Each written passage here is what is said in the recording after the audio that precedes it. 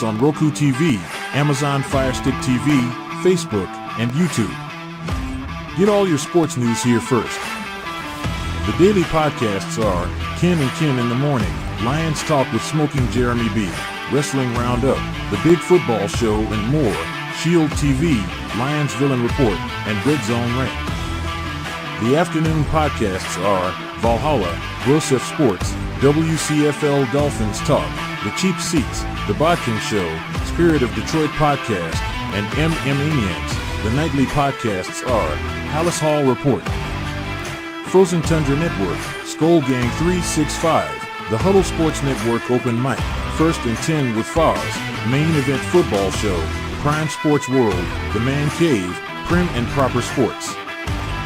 Spitballing Podcast, Lions Fan Cave Chat, Puckett, 313 Den Podcast, The Guys Huddle, Shots from the Sideline, Let's Talk Sports, The Michigan Truth Sports Podcast, Off the Rails, NFC Northeast, Power Hours, and Detroit Lions News. Make sure you follow, like, share, subscribe, and comment. Hope you.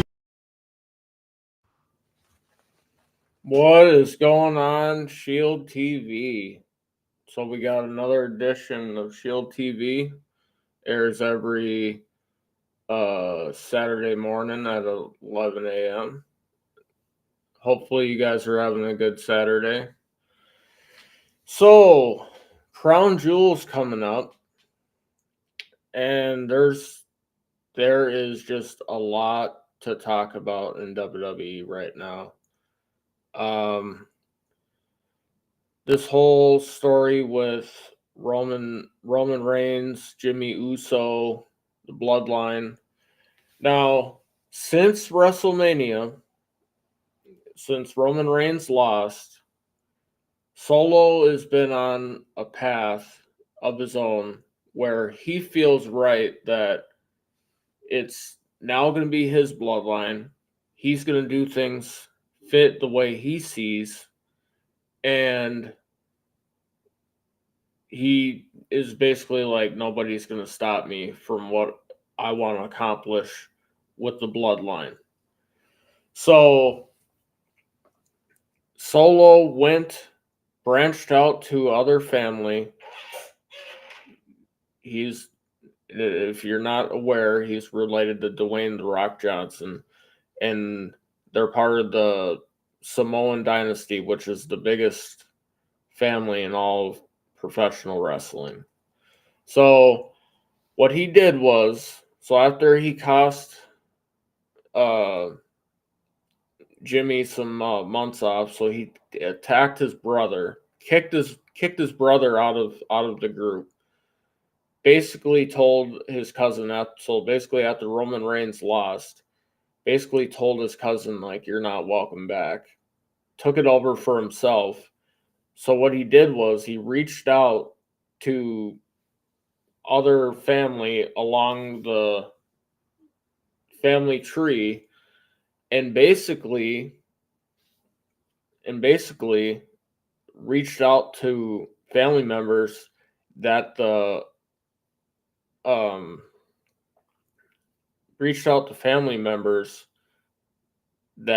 family didn't associate with.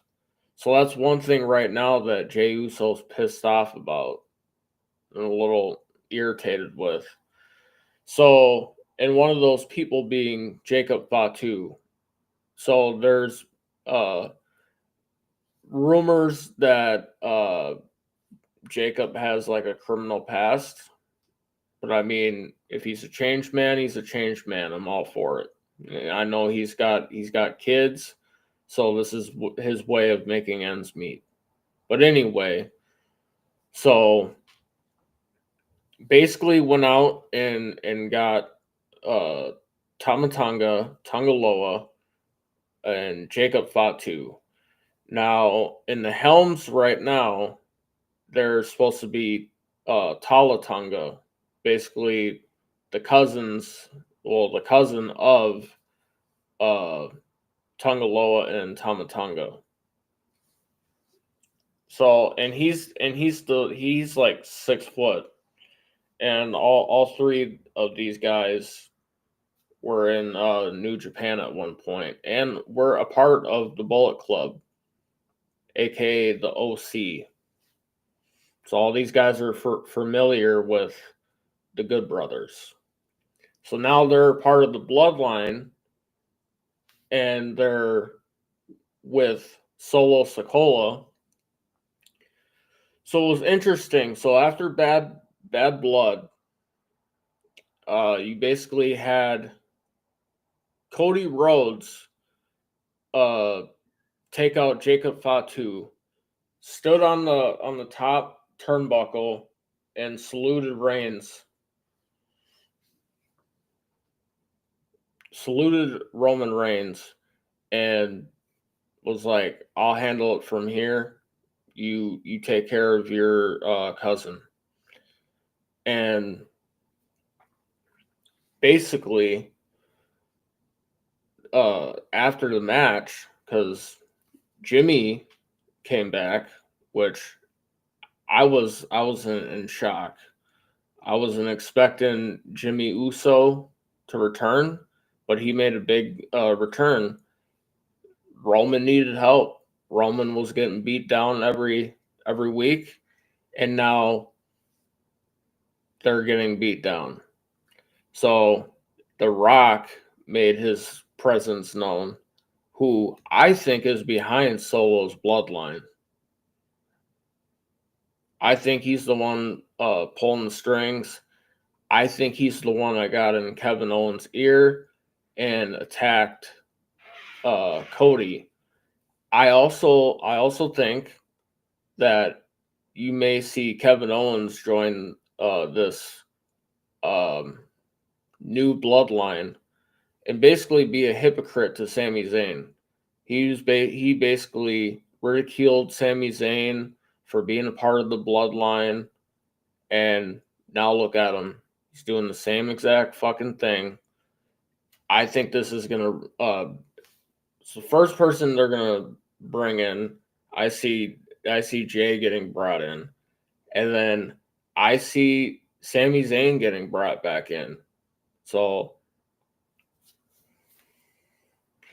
I think that you're gonna see a War Games where you're gonna have Kevin Owens on the opposite side and Sami Zayn with the original bloodline. But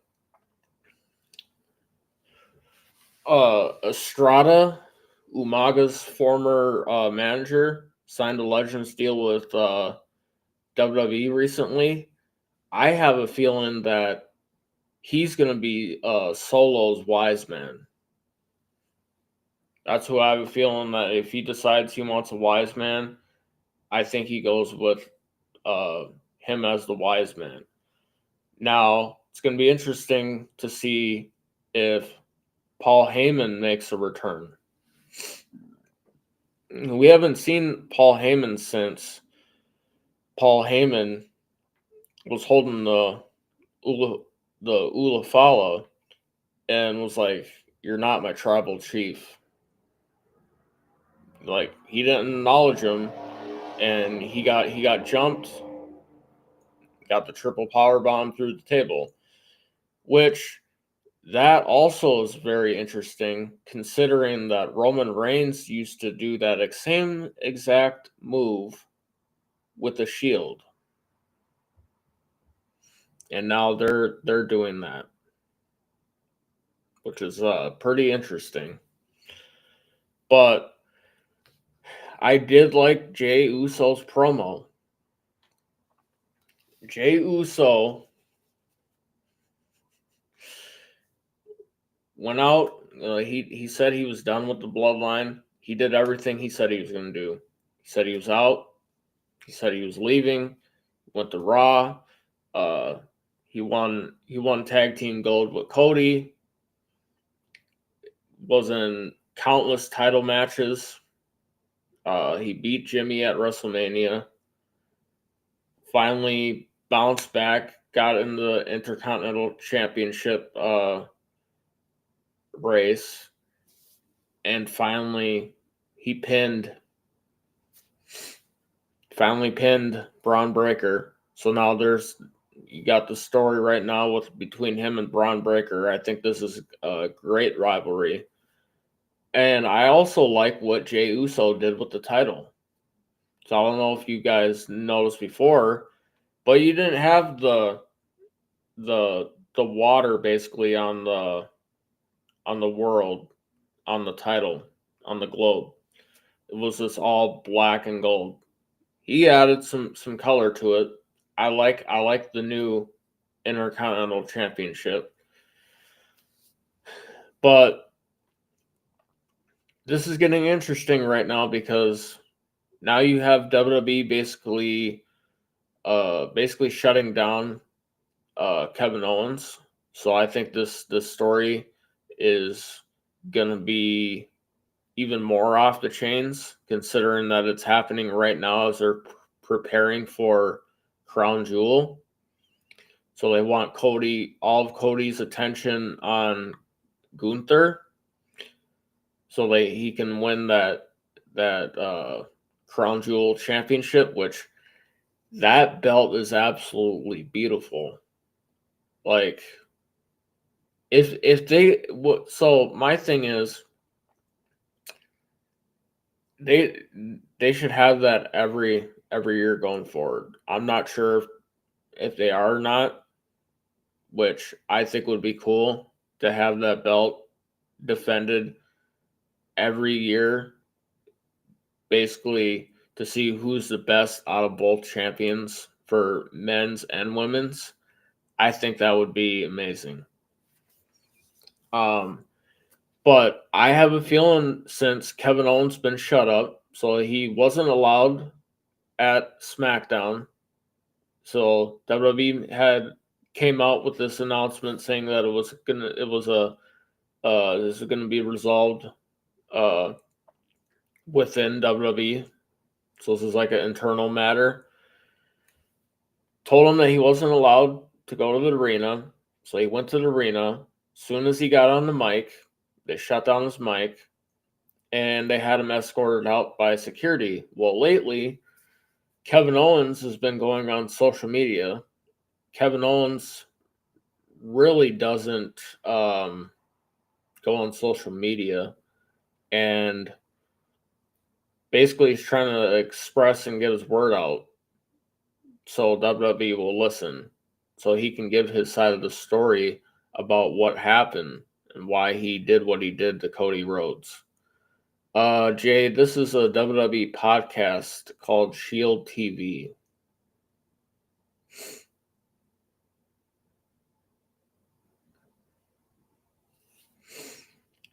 Yeah, I do a wrestling podcast every Saturday morning at 11 a.m. Central Standard Time. And then obviously I'm a big Viking fan, so I do a Viking podcast here in about an hour, Valhalla Hour, so I'm on there. And then I do my own at night called Skull Gang 365. Yep, this is a straight WWE podcast. I don't like AEW, but I do reference TNA because of the TNA. I feel like is a good promotion, and I like the situation they are right now with WWE.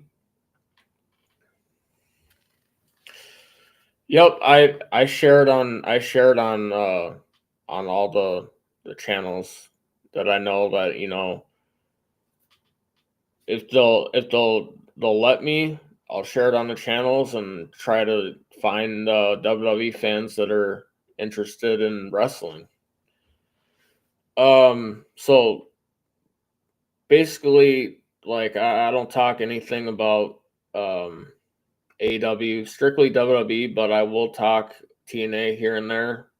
But that's seldom, unless it's, you know, the NXT TNA era that we got now, which is awesome.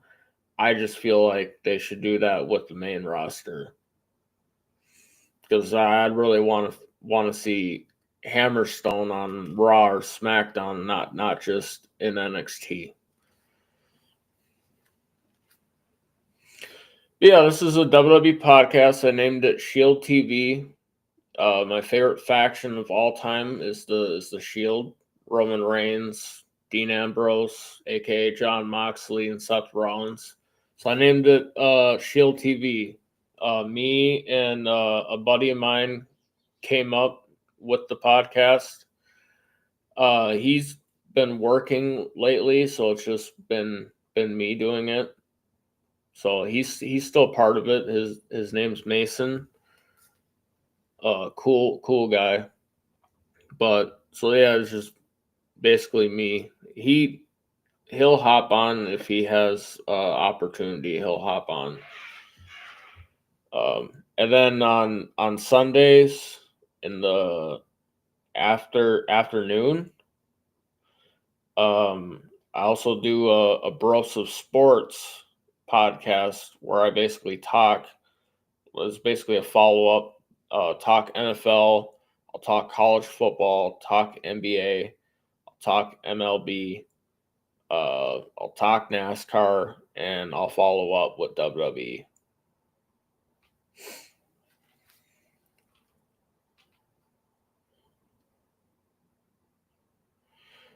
Four Horsemen, hell yeah, iconic. For me, it's so my top 5 factions. Number one at the top, I'm gonna go with your Four Horsemen, historic faction. I got the Hart Foundation, NWO, D-Generation X, and now the Shield. That's my top 5. Unfortunately, my college team is the Minnesota Golden Gophers. Last national championship we won was in the 60s. Seven national titles before my time, but I can't complain. It could be worse. I could be a Badger fan and not have any. Gotta love the Hart Foundation. Gotta love it. Bret the Hitman Hart, Jim the Anvil. You had Brian Pillman in that group. Owen Hart himself was part of that, and you had the British Bulldog.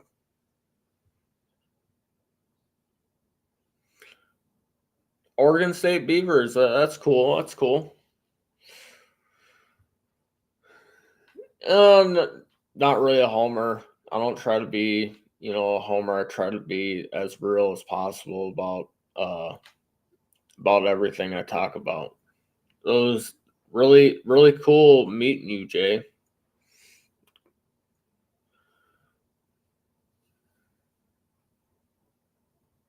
Yeah, the Four Horsemen, big staple in WCW before WWE came in and purchased WCW. During the golden ages of WCW, was great. Oh, you went to Oregon State. So where are you from?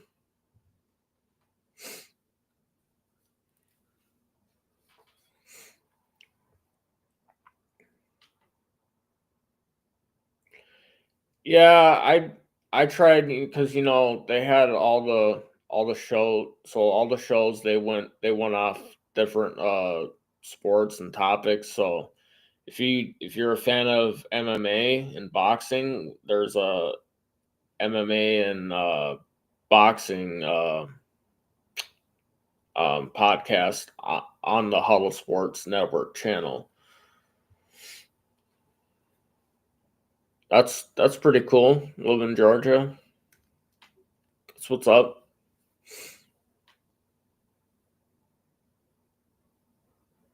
I'll have to check out Maven Huffman.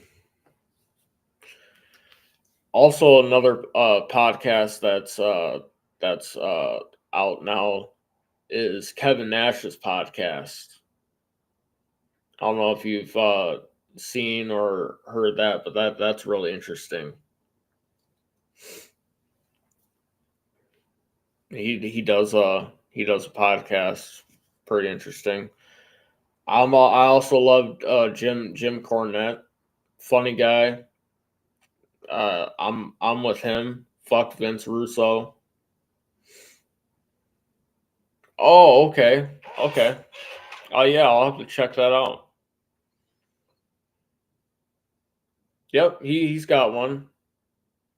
He named it after the Click. Undertaker's got a good podcast too. He's also one of my favorite wrestlers. I got his autograph. Um, big Taker fan.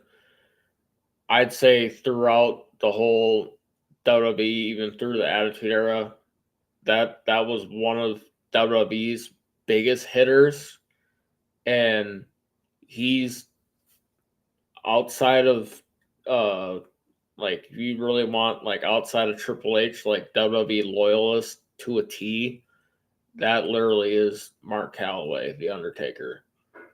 That dude rides and dies for WWE. Even with him being retired and getting called to show up and make an appearance at WrestleMania during that Bloodline Rules match between Cody and Roman, and he just came out and choke slammed the Rock. That was awesome. Oh, that's really cool. That's awesome.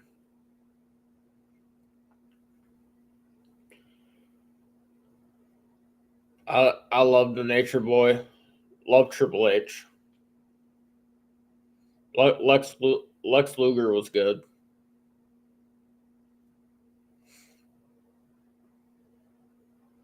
Yeah, I'm a big Triple H guy. It's too bad. It's too bad he doesn't wrestle anymore because that's who I between him and Randy Orton, those are the guys that I want to pass up Ric Flair. Mick Foley, yep. That man was great. Can't get enough of Mick Foley. But yeah, so going back to what I was talking about, this whole following the current story right now. I'm a big Roman Reigns guy. Been a fan of Roman Reigns since he burst on the scene with the Shield. I'm a big Seth Rollins guy too. I love the Usos too. One of the best tag teams within WWE and within WWE history. Um, so yeah, I follow them. Braun Breaker is nephew of Scott Steiner, and that's uh,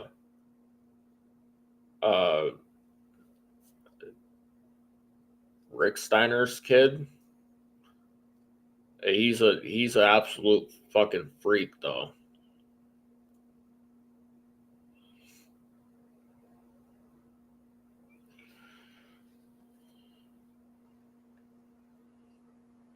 Yeah, like when when you had The Rock, basically get fucking pissed off because the last year the fucking main event wasn't him and Roman Reigns, and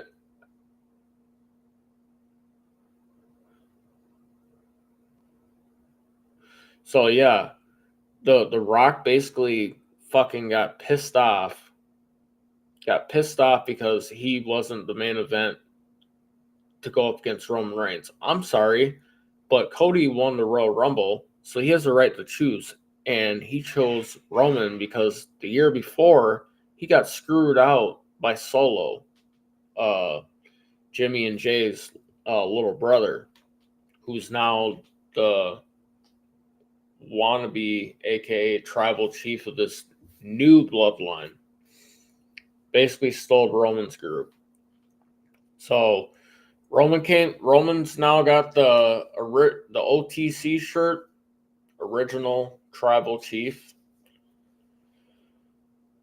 But yeah, the Rock threw that big fit, and you saw him. It was really weird how he got so close to Roman, and then you had it where he came out and was cutting his promos when Roman was out there with Paul Heyman. You could see like the look in his eye, and you could tell that he really didn't acknowledge Roman Reigns, because he was basically just force feeding himself, giving himself the spotlight instead of the bloodline.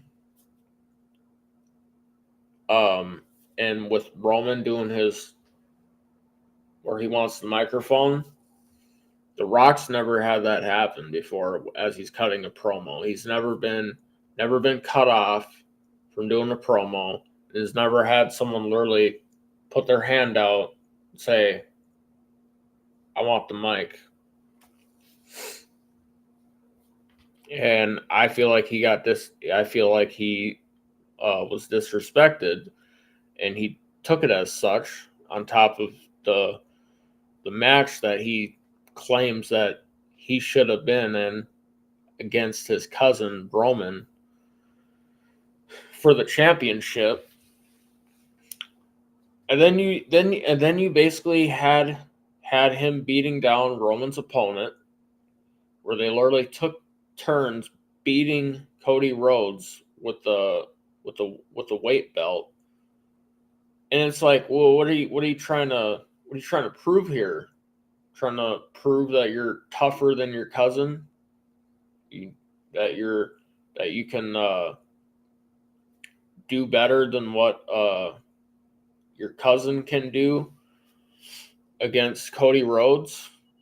You're basically like, oh well, I'm going to show you how it should have been me, and then hands it off to him like, oh, let me see how you hit him.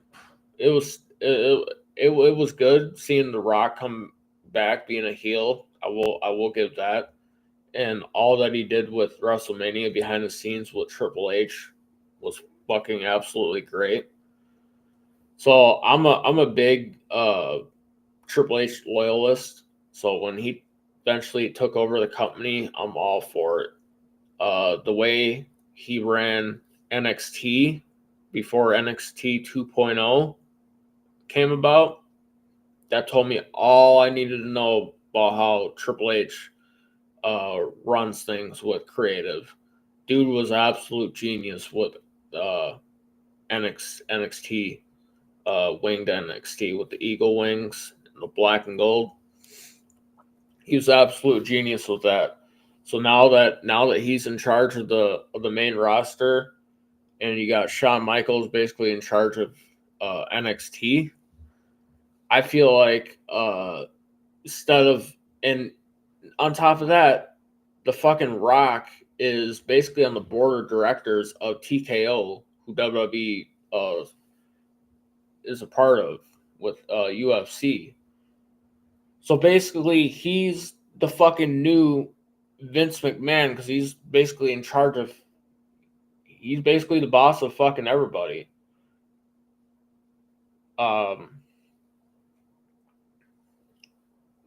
That's how I feel.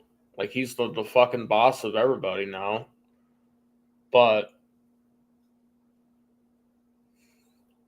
fucking I feel like, well, he planted his daughter, no fucking experience whatsoever, but just because that's his daughter, yeah, she should be the general manager of NXT. The fuck has she done to be general manager of NXT? I think it should be William Regal again. Honestly, let Shawn Michaels run it. Like, creative and everything behind it, like how Triple H was, and you have William Regal as the general manager. Perfect. But yeah, so he plants his fucking daughter to be the general manager of NXT. Basically fucking becomes part of the board of directors for TKO. And now he's fucking basically sabotaged his cousin Roman Reigns and is in charge of this new bloodline. Because it was fucking The Rock. It was the Rock himself at the press conference leading up to WrestleMania, where he slapped Cody, where he's the one that basically had them show the whole family lineage, the family tree between him and his cousin. And he felt disrespected that Seth Rollins came out and that Cody Rhodes came out and was like, look, dude, you didn't win the fucking Royal Rumble. So why do you feel like you're entitled to take the spotlight and the match away from somebody who earned it? Like, basically telling him, like, look, dude, that shit happened with Vince McMahon. That shit don't fucking happen nowadays. So I feel like there was some like tension within leading up to like some real tension leading up to WrestleMania. And them having that tag team match also at WrestleMania, when they had that tag team match where Roman accidentally speared The Rock. I think that was another indication that Rock was going to turn on Roman Reigns.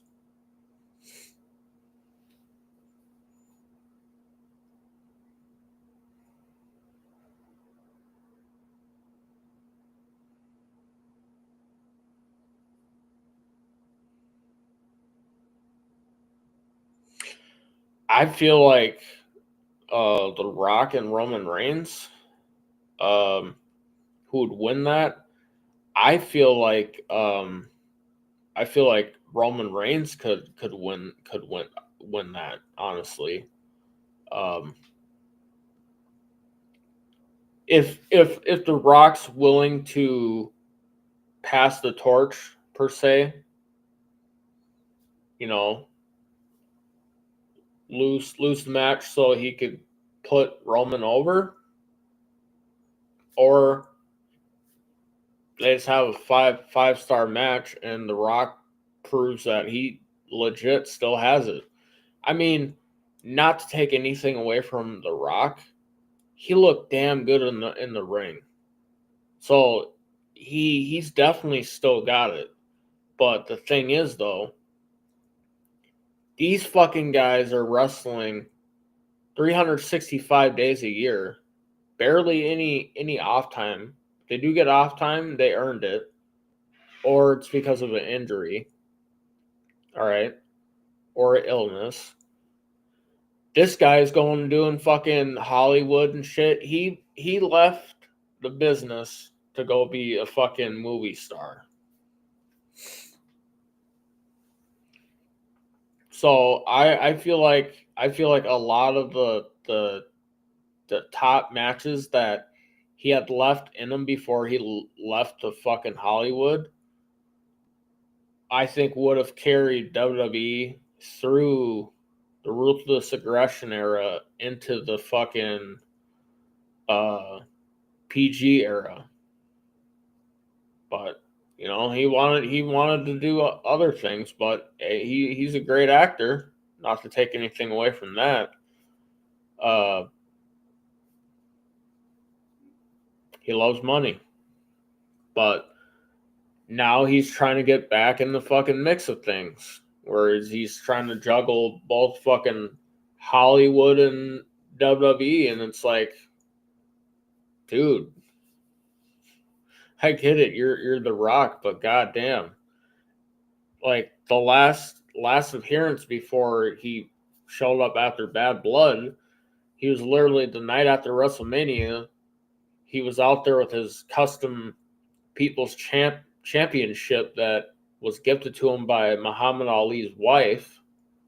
He's out there with that fucking belt and basically asking Cody if he could hold his belt because, oh, I've never held that one. I would love to hold that belt.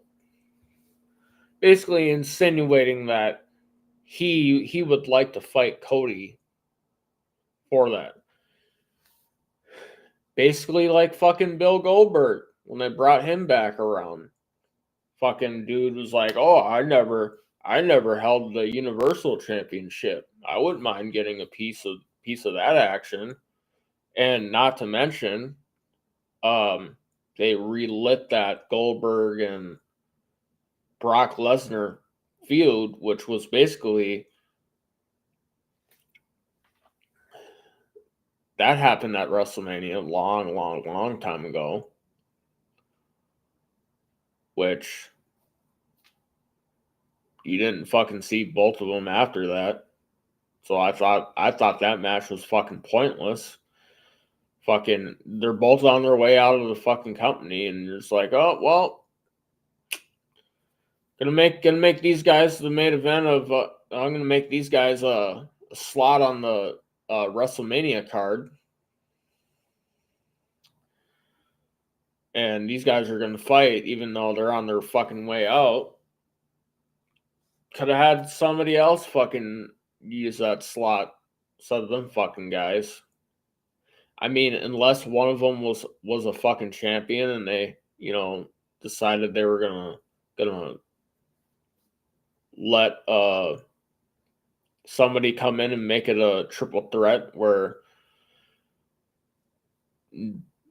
both of you guys aren't gonna walk out of here championship and fucking leave the company. So, smart idea that they went into that match beltless. But it's like fucking when Vince brought Goldberg back. Goldberg, the same thing. You're next. I never held that belt. Dude, you're washed. Now they're talking about how after the interaction that Goldberg had with Gunther, that they now want to send Goldberg down to NXT to get his fucking training so you could push for the Bill Goldberg versus Gunther, aka Walter, which I think is stupid. You're taking TV time away from these young, talented wrestlers who've been working their tails off, working 365 days a year. You're taking the spotlight away from the younger generation. As a older wrestler, you need to do your share and give back to the business. Watch from the sidelines as a fan. Not this, oh well, I'm old and I'm bored and I want the spotlight shit. But dude, nobody wants Goldberg and fucking Gunther. I want Brock Lesnar versus Gunther.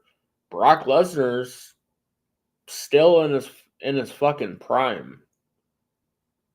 But, the shit that happened lately where his name got leaked in the Vince McMahon case, they took him off of everything WWE. Now, recently, he got put back on the WWE roster, and his name's getting put back in the stuff. So, yeah, I think that's a good sign that he's not a culprit in the case, but his name was mentioned. Because let's not forget, him and Vince McMahon are really, really close friends. So they had to have done their own investigation and found out, like, well, he's not a part of it. He's friends with them, but it's not a part of that shit. So yeah, I'd rather see Bill Goldberg than fucking. I'd rather not see fucking Bill Goldberg. I'd rather see Brock Lesnar than Bill Goldberg. So they're trying to fucking bring Goldberg back. Yeah, he intentionally hurt Brett. Yeah, he's a dick. I love Brock Lesnar.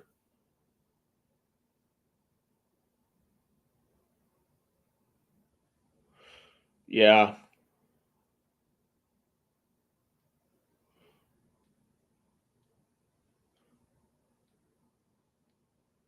Yeah, his name got dropped in something, and so WWE basically, because at that time they had cut all ties with Vince. Like, he was forced to retire, forced to sell his shares, his stock,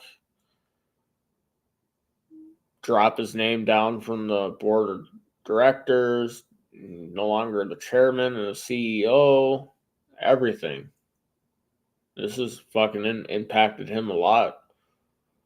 And that's one of the reasons why Stephanie McMahon left, is because he came back to TKO, but he came to TKO to help sell the company. And so when he helped sell the company, that's when he decided, well, I'm stepping down from this. Which he's probably like, hey, Rocky, do you want my position? Fucking Dwayne was probably like, yeah, sure. Dumb.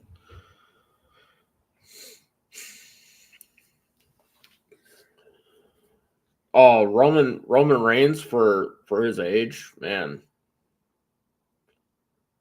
He looks in damn good shape for being 39. Also have to remember, Roman Reigns battled leukemia too.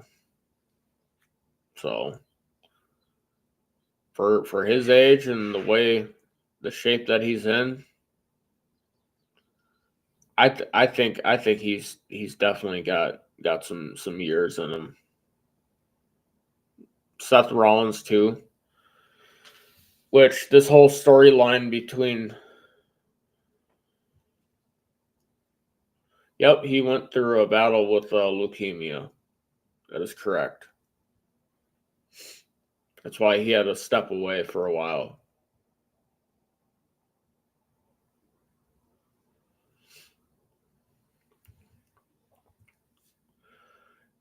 But yeah.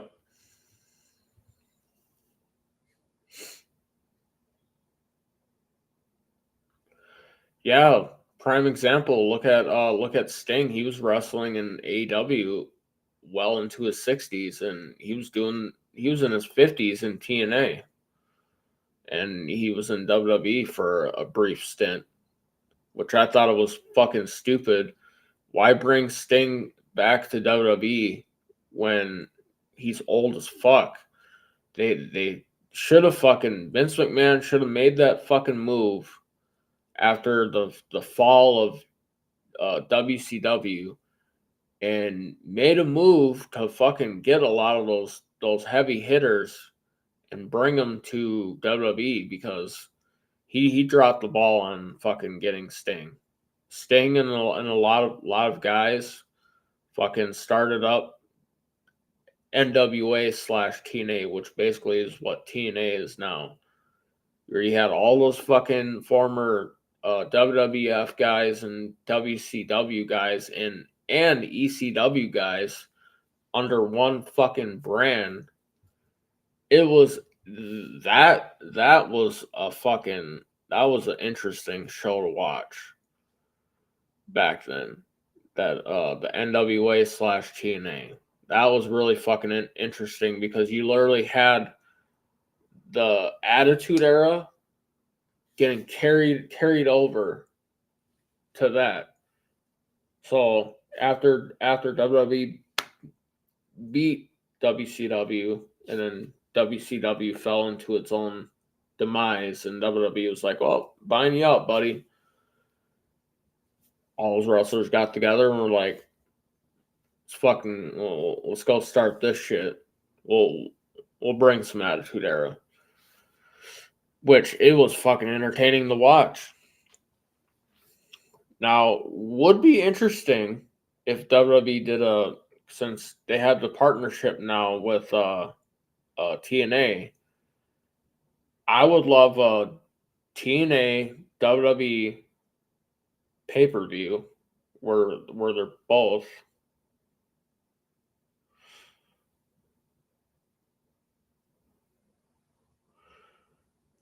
So they do a joint pay-per-view and that have that iconic TNA 6-sided ring, but with the WWE trademark and the logos going around it.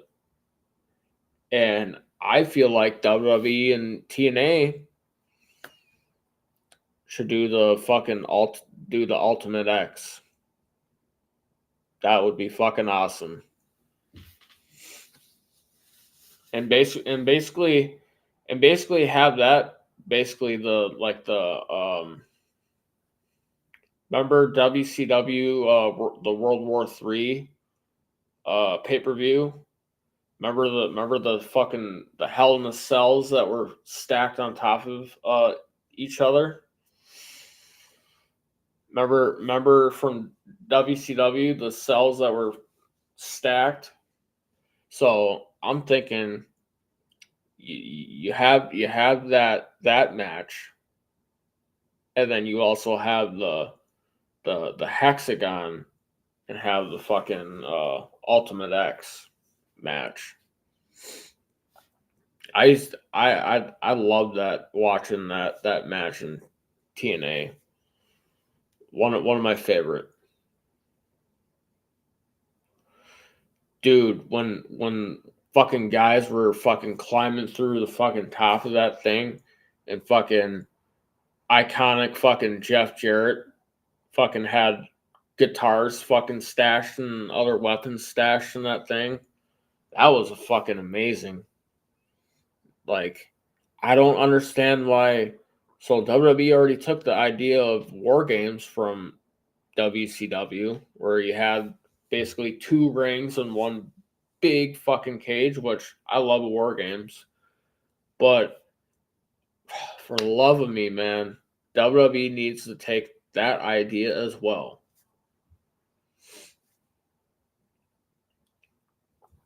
And I say they need to take that idea, bring that back, and they also need to bring back the Armageddon 6-man Hell in a Cell. That was one of the best Hell in a Cell matches I watched. Was the 6-man Armageddon Hell in a Cell, Rikishi, Kurt Angle, Stone Cold Steve Austin, The Rock, Triple H, and Mankind. Fuck yeah. So they need to bring that back too.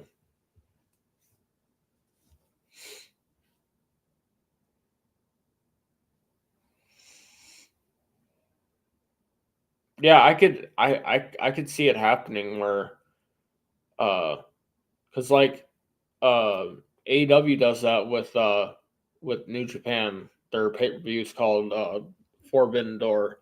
So anybody from the independents can basically come onto that pay-per-view, which I think is cool. And now WWE's kind of doing that now with these other promotions excluded from New Japan and AEW and Ring of Honor, which is now part of AEW because Tony Khan bought Ring of Honor. But WWE's doing that with TNA. Basically, TNA wrestlers can wrestle in NXT. They can show up in the Royal Rumble, which I think is awesome. Now, where you have WWE superstars get released, they basically go into TNA because TNA is rebranding itself back to TNA Total Nonstop Action Wrestling. They're rebranding themselves, so you're eventually what's happening is all these wrestlers that are getting released from WWE are basically going into TNA. So it's basically like you're basically still in WWE, but it's like developmental. So like NXT's like, well, I'd say so that's developmental, and then NXT, the minor leagues, and then the WWE, like the main roster, Raw and SmackDown, is the major leagues, which is absolutely fucking genius. Triple H.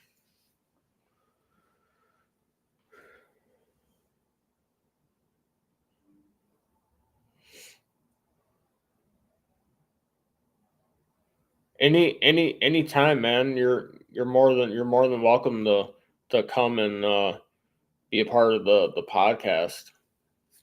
Oh, it was great talking to you, Jay.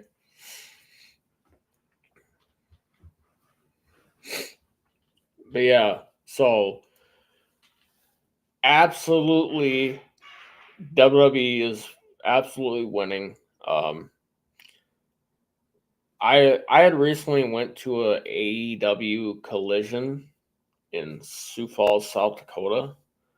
I met some great wrestlers. Okay, I got to take a picture with Leo Rush. Got to meet him. Took a picture of Orange Cassidy. Got to meet him, and got to talk to Dustin Rhodes, which I like the idea of how when they end the shows, all like the wrestlers that are out there at the end of the show walk around the arena and literally talk and take pictures with every fan that's still there if they haven't left already.